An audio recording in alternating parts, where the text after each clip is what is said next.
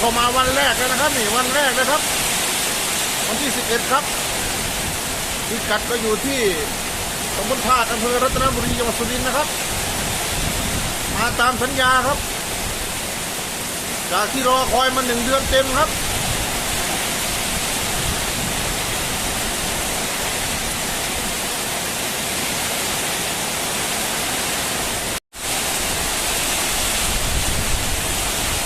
มาหนักมากครับท่านผู้ชมครับ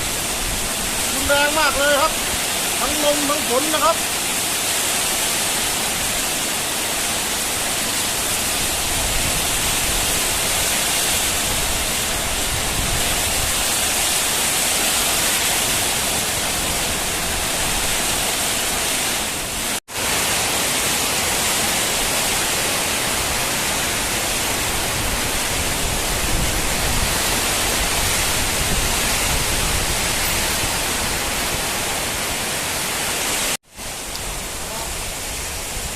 แล้วก็มาตามสัญญาครับท่านผู้ชมครับ